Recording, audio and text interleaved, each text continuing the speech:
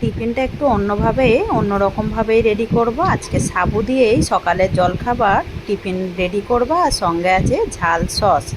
নমস্কার বন্ধুরা, কাজল ভিলেজ কিচেনে সকলকে স্বাগত জানাই। রোজকার মতো আজও রান্নাঘরে চলে এলাম। আজকের রেসিপি প্রথম থেকে লাস্ট পর্যন্ত ভিডিওটি দেখতে থাকুন, আশা করছি বেশ ভালো লাগবে। তো চলুন তাহলে শুরু করা যাক। তার জন্য এখানে আমি নিয়ে নিয়েছি সাবুদানাটাকে আমি 2 ঘন্টা ভিজিয়ে রেখেছিলাম, আর একটু গরম জল দিয়ে ভিজিয়ে দেবেন, তাহলে কিন্তু খুব তাড়াতাড়ি সাবুদানাগুলো ভিজে যাবে। তো দেখুন এইখানে খুব ভালোভাবে কিন্তু সাবুদানাগুলো একেবারে সিদ্ধ হয়ে গেছে বা ভিজে গেছে, কত সুন্দরভাবে ভিজে গেছে। আর এটাকে আমি 4 বার ধুয়ে খুব ভালো করে পরিষ্কার করে তারপরে জলের মধ্যে ভিজিয়ে রেখেছিলাম, যাতে করে এই জলটা না ফেলে দিতে হয়। তো এবারে এই সাবুদানাটাকে আগে আমি খুব ভালো করে এইভাবে হাত দিয়ে একটু মেখে নেব। আর এই টিফিনগুলো সকালে সাবুদানা দিয়ে খেতে এতটা সুন্দর লাগে যে ধারণার বাইরে। তো এখানে খুব ভালো করে আমি সাবুদানাটাকে এইভাবে আমি ভেঙে নিলাম। তো এখনও গোটা গোটা মতো রয়েছে, এইগুলো এরকমই রাখবো, তাতে করে কিন্তু খেতে বেশি ভালো লাগবে। এবারে এখানে নিয়েছি আমি 1 বাটি সুজি। তো এই সুজিটাকে আমি সাবুদানার মধ্যে সমস্ত সুজিটাকে দিয়ে দেবো এখানে স্বাদ মতো লবণ বা মাপ মতো লবণ। আর এখানে কিছুই আমি দিচ্ছি না। এই লবণটা দিয়ে জলটা রাখার কারণ হচ্ছে এই যে সুজিটা দিলাম, এই সুজিটাই কিন্তু জলটা একেবারে সোপ করে টেনে নেবে। তো সুজির বদলে চাইলে তোমরা এখানে চালের গুঁড়ো ব্যবহার করতে পারো। তো খুব ভালো করে সাবুদানার সঙ্গে সুজিটাকে আমি মিশিয়ে নিলাম। এবারে সাবুটাকে খুব সুন্দর করে সুজি লবণ মিশিয়ে নিলাম। এবারে দেবো এখানে টক দই নিয়েছি, যতটা আমি এখানে সুজি নিয়েছিলাম ততটাই টক দই নিলাম। নিয়ে এবার টক দইটাকেও খুব ভালো করে মিশিয়ে দেব। এই টিফিনগুলো যতটা সুন্দর দেখতেও লাগে, ততটা কিন্তু অনেকক্ষণ পেটটাও কিন্তু বেশ ভরা থাকে। আর সাবু তো অনেকটাই পেট ঠান্ডার কাজ করে। আজকে একদম বলতে পারো তেল ছাড়া একদম খাবার করে আপনাদের সঙ্গে শেয়ার করব। তো এইটাকে এবারে একটু ঢাকা চাপা দিয়ে রেখে দেবো, যাতে করে সুজিটা একেবারে ফুলে যায়। এইদিকে ব্যাটারটাকে আমি 10 মিনিটের জন্য সুজিটা ফোলার জন্য আমি রেস্টে রেখেছিলাম। আর এই ব্যাটারের ঘনত্বটা ঠিক দেখতেই পাচ্ছেন, এরকমই রাখতে হবে। এর থেকে আর বেশি পাতলা করলে কিন্তু হবে না। আমি এতে কোনো রকম জল দিইনি। এর মধ্যে যে সাবুদানার মধ্যে এক্সট্রা জলটা ছিল, ওই জলটার মধ্যে আর এর মধ্যে টক দই ব্যবহার করেছি। তো এরকমই ব্যাটারের ঘনত্বটা রাখতে হবে। আর এই প্রথম আমি একটা খাবার করে দেখাচ্ছি সাবুদানা দিয়ে। তো প্রথম থেকে লাস্ট পর্যন্ত ভিডিওটি দেখতে থাকবেন, আশা করছি সকলের বেশ ভালো লাগবে। আর টিফিনটা একদম পেট ঠান্ডাও হবে, আর খেতে কিন্তু দারুণ হবে। এবারে ব্যাটারটাকে হালকা করার জন্য দিয়ে দেবো আমি এখানে বেকিং সোডা। আর চাইলে এখানে তোমরা ইনো ব্যবহার করতে পারো, একটা ইনো দিয়ে দেবে, তাতে করেও কিন্তু হবে। এবারে খুব ভালো করে একটু ফেটে নেব, যাতে করে ব্যাটারটা হালকা হয়ে যায়। ব্যাটারটাকে আমি মাখিয়ে নিয়েছি, মাখানোর পরে কতটা হালকা হয়ে গেছে সেটা কিন্তু দেখতে পাচ্ছেন। অপরদিকে গ্যাস অন করে গরম জল হতে বসিয়ে দিয়েছি। গরম জলটা বেশ ভালোভাবে হয়ে গেছে। এখানে নিয়ে নেব আমি এরকম একটা জালতি। আজকে এতে করেই টিফিনগুলো করে আপনাদের সঙ্গে শেয়ার করব। এতে একটু তেল মাখিয়ে দেবো, যাতে করে টিফিনগুলো খুব সহজেই উঠে আসে। আমি বলেইছি একেবারে তেল ছাড়াই যেহেতু খাবারটা করব, তাই জন্য আমি এইভাবেই করে দেখাচ্ছি। এটা আমি গরম জলের মধ্যেই ঝাঁঝরিটাকে বসিয়ে দেব। এখান থেকে এবারে ব্যাটার নিয়ে নেব। ঠিক আমি 1 হাতা করে ব্যাটার নেব। এইভাবে আমি ব্যাটারটাকে ঠিক এইরকম দিয়ে দেব, একটুখানি এইভাবে পেতে দেব। এখানে আরও একটা দিয়ে দেব।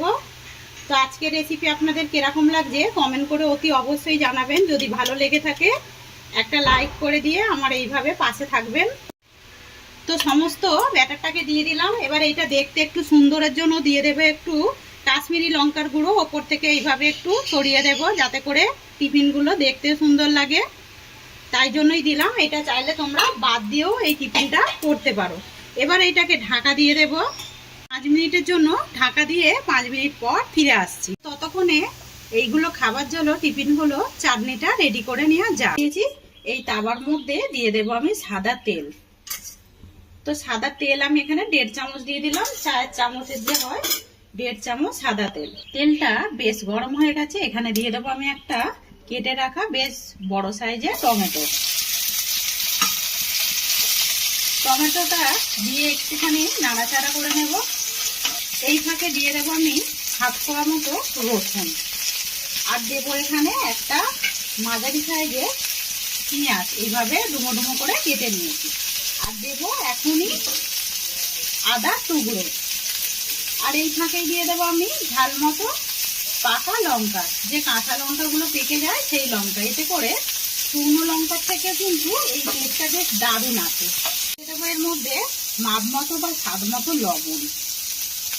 তো লবণটা দিয়ে দিলাম, দিয়ে আমি এটাকে একটু নাড়াচাড়া করে নেব, যাতে করে সমস্ত সবজিগুলো একেবারে কাঁচা গন্ধ চলে যায়। আর এই চাটনিটা খেতে এতটা সুন্দর লাগবে যে যে কোনো কিছুর সঙ্গে কিন্তু এই চাটনিটা খেতে পারবে। এদিকে সবজিগুলো কিন্তু বেশ একেবারে ভাজা হয়ে গেছে। এই ফাঁকে দিয়ে দেবো আমি এখানে 1 চামচের মতো সয়া সস। এটা চাইলে হাতের সামনে থাকলে তবেই দেবে, না হলে কিন্তু একেবারে দেবার দরকার নেই। এমনিতেও এই চাটনিটা খেতে দুর্দান্তই হয়। এর মতো সয়া সসটা দিয়ে নাড়াচাড়া করে নিলাম। একেবারে চাটনিটা হবার জন্য একেবারে রেডি হয়ে গেছে। সমস্ত আমি টমেটো, আদা, কাঁচা লঙ্কা দিয়ে যে একটা ভেজে রেখেছিলাম, এইটাকে আমি এর মধ্যে দিয়ে দেবো। আর বেশ কয়েকটা রসুনও দিয়েছিলাম।